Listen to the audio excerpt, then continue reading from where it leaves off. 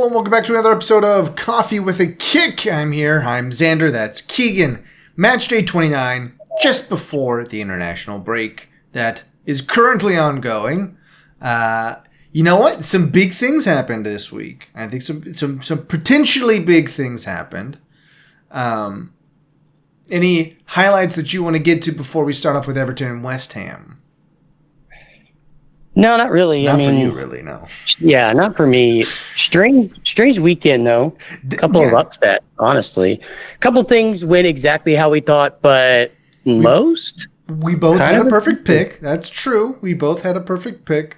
And overall, I did all right. We all ended in the green. That's what's important.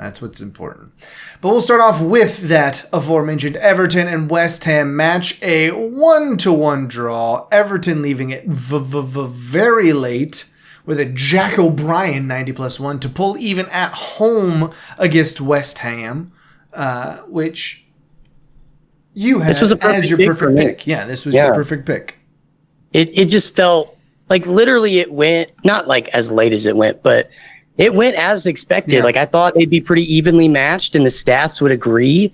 Second half, much more exciting than first half, but it kind of went as I expected. So I'll take the Perforowski on that one. Absolutely. And you're right. I think we were both thinking the same lines there. I just had an extra goal in it. But yeah, it never was going to be one of fireworks, I don't think. And it proved to be true. So we'll move on from that to 6 goals in the Nottingham Forest Ipswichtown clash, with Ipswich being the home side there. And it was Nottingham Forest the whole time, basically. And then just when Ipswichtown may have had some momentum in the 82nd, which is already too late on, Jota Silva gets the fourth for Nottingham Forest and really puts the thing to bed. The George Hurst 93 was just sort of it was a consolation goal for Ipswich Town as they watched their hopes of remaining in the Premier League dwindle away.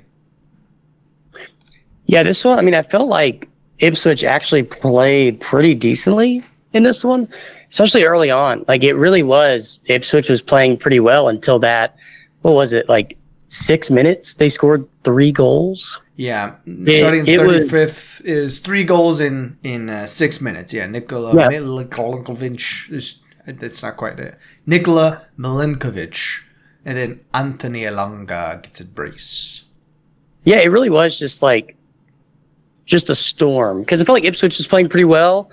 If you were keeping up with the live odds, even the sports line makers were like, oh, Ipswich is playing pretty well. Like they started kind of moving up in the plus category of win. But yeah, the quick goals really set the tone for the rest of the match. I'm kind of irked. I had 4-0. I know you had 4-1, I think, as your prediction. Yeah, we were both pretty close. Even more irked with the 90+3, but too little too late for Ipswich. The early chances they couldn't capitalize on. So then the late ones are just kind of, you're not even playing for goal difference anymore, because we're going to talk about Wolves next. Like you have to get wins if you think you're going to stay up. So really tough result for them, because I felt like they played well enough to get points. Yeah, just not quite there. And then we'll briefly talk about the Manchester City Brighton draw 2-2. Not a result that City was looking for, but certainly one that Brighton Hove Albion will take. Yeah, no, this one was tough because I felt like there were a few Brighton goals that could have been avoided, i.e. the opening own goal of the second half. Mm-hmm. That one could have been avoided. It was just kind of Brighton had their sparks of chances. It was the type of team that City usually does poor against when we are playing well, because Brighton, they played I don't want to say prime Tottenham, but this was kind of like a Pochettino Tottenham where they always had 4 guys up, putting the pressure on. They were relentless when it came to that. And that's kind of where both their goals came from, just that relentless press. Yeah. So they kind of established the game in that foot. City played much better than a 2-2 draw. I feel like they actually looked extremely well in this one. But again, it's just tail of the season, just not being able to capitalize on some finishes, as well as allowing the other team to get goals at untimely moments. Yeah, just not as sharp as we've come to anticipate from Manchester City. It's just sort of the season, the whole kit and caboodle there. I mean, you're still right in the hunt for. I mean, even now Nottingham Forest is kind of starting to put some distance, and it could just come down to fourth place, which is still up for grabs for a number of squads still at this point. Yeah, with how it's looking, that there's like a floater Champions League spot between the top 4 leagues. That's kind of like how well you do in the Champions League, how well you do in your domestic cup league. It's kind of strange how they do it, but it's trending towards, thanks to Arsenal, Aston Villa, moving on in the Champions League. It's kind of looking like that next spot could be, so 5th place could end up being a Champions League spot, and 6th. That's the coefficient, right? Like something like that. Yeah. Yeah, and does not mean that if like Arsenal go on to win the Champions League, God forbid, but if they do, then you could get 2 through 6 getting Champions League spots. You could have 6 Prem teams in the Champions League. So it's weird how they do it now with the new structure, but right now 5th actually looks like a Champions League spot, so that gives some solace to a few teams. But you're right, it's really Chelsea through Bournemouth that are now just kind of fighting for 4 through 10. And City is not. That was much better for Brighton as a result than City. So right, yeah. Getting tight in that spot though. Yeah, yes. And then to my Wolves, the 2-1 victory over Southampton, looking so bright, so good, so nice and juicy. We both picked this one right. We both hung with my Wolves, and they came through for us. Jørgen Stendlarsson, he came through. Even if he hasn't been around to been that productive this season, he's there when it mattered most. Yeah, this one, I felt like Wolves knew they were the better team just with how they played. They kind of opted to sit back a little bit and just say, hey, like, try and score on us. Yeah. Like, we see that you can't score, so just try and score on us.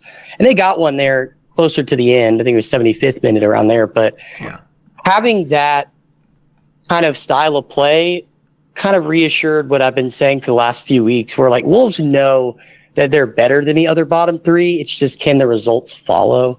And then they're starting to, and this was a big one. Yes, it was a big one. I mean, this puts Wolves, 9 points up on Ipswich Town. I mean, that's 50% of the points they have so far this whole season, Ipswich Town. They have 17 points right now. They would have to get 50% of their matches in the last 9 in order to... With Wolves not getting anything. Without getting anything. And we went over their schedule. They've got matches against, I believe, all 3 of them still left to go. So, it's look at 17th, I think it might be... I may have no other perfect picks for any other place on the table. I'm pretty sure that's true right now. But I'm going to nail my Wolves at 17th. My faith and lack of faith of them is going to be justified. And I don't know if it's good or bad, but it will be true. Moving on from that to Brentford taking out Bournemouth. One neither of us saw coming. Both of us thought Bournemouth was going to continue to ride high, but besides the 70th minute own goal, Brentford looked decent here as the away side. Oh yeah, I mean it's one of those games where I do think Bournemouth was still the better team, but Brentford again just capitalized on their chances. Yeah, and the own goal was very unlucky. So even like 2-1 doesn't do it justice with how well Brentford kind of weathered the storm. But I mean, I still think Bournemouth was the better team. It's just one of those days where Brentford, it goes their way, honestly. Yeah, and then Bees stung them back. Sure, gonna go with that as the closer for that match. Then to Arsenal, shrinking the gap, ostensibly shrinking the gap. I don't think anybody actually considers Liverpool at threat here. A full 12 points up. It seems rather insurmountable at this point. But, Arsenal did the job they needed to do. Only just a 1-0 victory over Chelsea. 20th minute goal by Mikel Merino. It was enough. right? It was enough. Yeah. And that's what Arsenal wanted, really. I mean, they've been playing a lot of matches. We're moving into the international break, and it really did look like second half wise, they were just kind of, hey, we're good to not have a lot of the ball. Yeah. Chelsea had a lot more of the ball in the second half. Like, I think second half possession was probably 70-30. First half, very even, 50-50 appeared to be so. Second half, that Arsenal team talk was like, hey, we've got the goal. Let's just lock in, play to our strengths of organization, and see if Chelsea can break it down. And they couldn't. So 1-0 is big. Arsenal kind of in a similar spot as Ipswich as far as, like, we know who we got to chase. We know where we got to get them. But we're down an insurmountable of what it seems amount of points.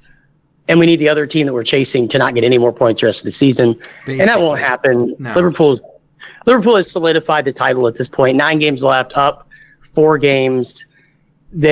Arsenal would have to win out, get a full 27 out of the next 9, and then Liverpool can only get 15 for it to even be tied. So mathematically still possible, probability very low. So Liverpool, I think this match didn't matter to them. Yeah, I mean, Liverpool doesn't have the easiest rest of the season. I mean, they have Leicester, but they also have to play Spurs, which, you know, it really depends on the week for Spurs. Same for Chelsea. They do play Arsenal. We covered this in the last episode, that Arsenal May 10th match, if it could be important. Yeah, if the title hasn't been decided, that one will probably be the deciding factor. Liverpool has the benefit. They just lost to Newcastle in the FA Cup. They're out of the the EFL Cup. Sorry, they're out of the Champions League. Yeah. I think they're still in the FA Cup, maybe. I'm not 100% sure on that, but they've already missed out on 2 trophies. So I think that they're going to start stepping on the throat, and they're going to say, hey, we win 3 more, we've got it. Yeah. So yeah, I think that's the mentality after the international break. Liverpool champions, congratulations. I just hope Nottingham catches Arsenal, because them being second would be really fun, to be honest. That would be fun. Not quite the Leicester City vibe that we were hoping for earlier in the season, but you know what? They've hung in there. They're still getting disrespected. They're still getting disrespected in the units plays. I mean, we got 2 units out of them beating Ipswich Town, the third worst team in the league. But, you know, they have overcome the odds so far this season. Then we move. Well, one quick note: Liverpool is out of the FA Cup. They lost to Plymouth Argyle. All they've got left is the Premier League. That's all they've got at this point. Yeah, they were the big team that got upset by Plymouth Argyle in the 4th round. Wow. 1-0. So yeah, I mean, it's only the Premier League, which I think they'll probably see it as a failed season. No excuses. I don't want to say that, but yeah, it's like only 1 loss. I think they only have 4 losses total all season. So it's like 4 losses total, and all you're walking away with is 1 trophy. You're still happy you won the Premier League, obviously, but it is an odd season. It's a very odd season. You performed in only one area to an appropriate degree, it seems.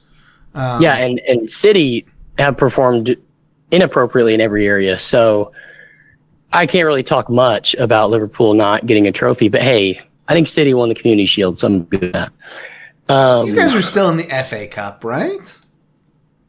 Yeah, we're still in the FA Cup. Potential there, not hopeful, but it would be fun to win the FA Cup again. To not go winless on the season after getting quads and trebles. Yeah, there's the last thing I'll say about Liverpool City, but there was this graphic that was like, 90% of the pundits at one point, I think in 23, at the end of the 22-23 season, voted Alisson better than Ederson, Van Dijk better than Company, I think it was, or Diaz, Salah better than De Bruyne, or Salah better. It was like all the City players and Liverpool players lined up. 90% of them chose Liverpool. Then it shows the graphic of the last 7 Premier League winners, and 6 of them have been City. So it was like, meanwhile, the actual results that matter. But anyways, hey, you get another season, Liverpool. Congratulations. We'll be back. You would think so. Then we'll move to Fulham and Spurs. Like I said, Spurs, it's really depending on the week this season. Fulham takes it 2-0 at home. I had that one correct. I only had it as a 1-0 victory, but still got it correct nonetheless. This one that Fulham just kind of whittled away at Spurs for most of it, and they were able to convert late on, and it was sort of a very Fulham. This season it was a very stereotypical match for Fulham, it felt like. Yeah, not a ton to say about this one. I would say 2 months ago, I predicted a draw. 2 months ago, I probably would have said Fulham 3-1, 2-1. Yeah. But I mean, they played well. I mean, they've been volatile, but this was a big win for them. Tottenham, it does nothing to their season. But hey, Fulham, it matters because now they're still in the conversation for what does that look like for Europe? Because there's still the Conference League they could get. Like we've already mentioned, 6 Premier League teams could potentially be in the Champions League. So big deal. Big deal. Yeah, they could squeak into any number of positions there. And actually right now, if it went a full 6, then they would be in the Conference League.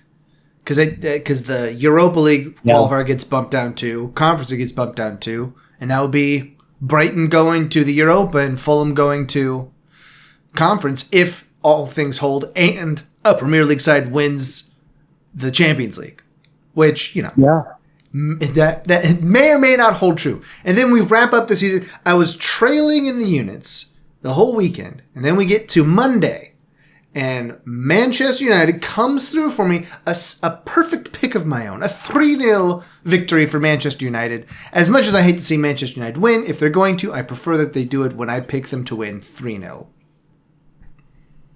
Yeah, this one, I mean, Leicester, just go ahead and give up on the season. Yeah.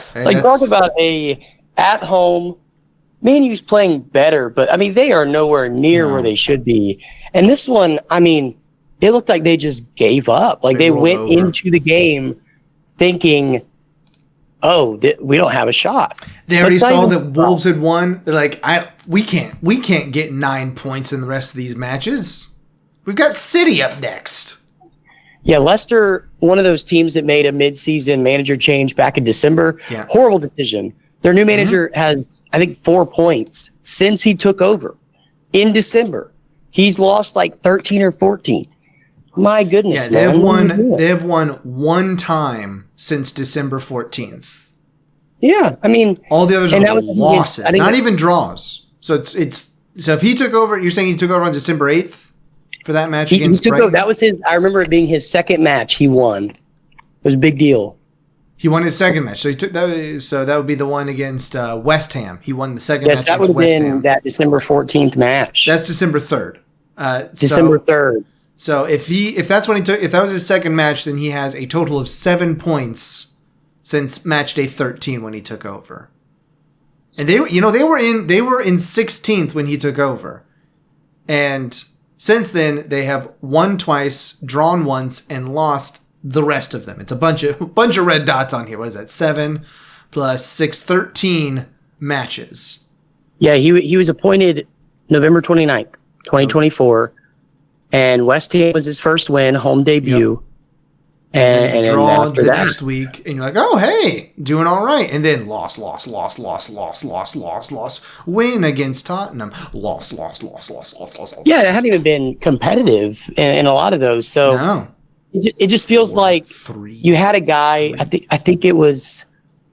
He used to be the Nottingham manager. I want to say Craig something, but he's got buck teeth. Anyways, Jeremy. Craig? No, but close. He was doing a fine job. Like he got him back to the Premier League. He had them on 13 points. Yeah. At that moment, and you're thinking, okay, even if he doubles his tally at this point, you're tied with Wolves for 17th. Yeah. You have a shot, but you make this manager change because you think it's the sexy pick, and now you're screwed. You're going to the championship. Congratulations. Yep. Looking at it, of all of those losses, only 2 of them have been 1-goal losses.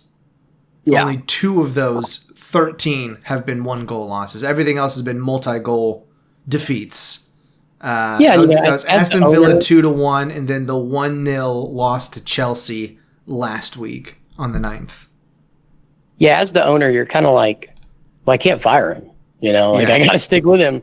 I got to see how it pans out. Give him time, but then it's it was one of those where in January I mentioned in one of our recaps, I was like, it was him and Amarim. I was like, you got to send those guys back. Like wherever they came from, send them back. Yeah. Like the old guys were at least doing something and getting points. These guys, trash. But Leicester, congratulations. You're now in the championship again. Peace out from the Premier League. Yep. We'll probably see you again sometime soon, but not next season. Ain't going to be next season. Which is unfortunate because it would be the 10-year anniversary of when they won it. So it would be fun for them to be in it. But hey, man, it's a great lesson. And tomorrow's not guaranteed, Leicester fans. Wow. Live in the moment today because you could be champions. Is that what we're saying? Yeah, you could be champions one year and you can be fighting relegation in the championship the next. So all that to say, Jamie Vardy, sign him to a 5-year deal. He deserves it. He may be 38, but he runs on Red Bull. He could probably play till he's 50. So that's all I have to say about Leicester. And that's all I have to say about that. Yeah. Happy St. Patrick's Day to everybody. We're recording this on St. Patrick's Day. We are.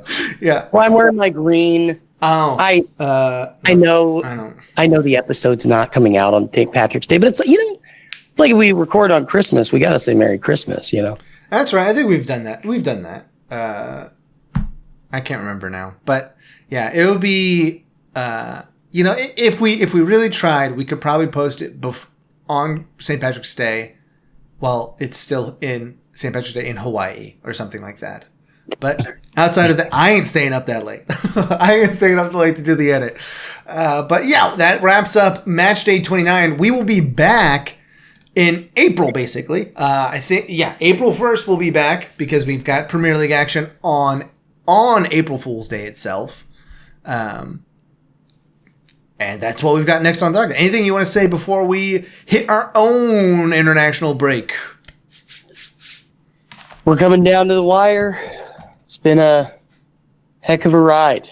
That is for sure. But yeah, I'm interested to see what our table predictions are going to be because there's still some work that could happen that could go in our favor, but a lot not looking good. No. No. But hey, like you said, if Wolves get 17th, big deal. I've got at least one perfect pick. I don't know what sort of. I'm not going to give us any boost. It's going to be bad. We're going to review these. It's not going to be good. Manchester United, Tottenham, way too low. Nottingham Forest, way too high. I'm not looking forward to crunching those numbers because they will be abysmal. Yeah, it's really just been like 4 teams that have kind of shot in different directions that have crumbled the entire table. Whole structure. So shame on them. That's all I have to say. That's right. Shame on Manchester United. I mean, for a bunch of different reasons, but mostly this season for being so bad. Shame on Tottenham for being bad this season. I thought you guys were going to be good. I know I thought that. Everyone else, my Wolves coming through for me. But we'll see it all happen at the end of the season. And until then, not until the end of the season, but until the other side of the international break, why don't you go ahead and grab your coffee, watch some soccer, and we will see you on the other side. Hot day.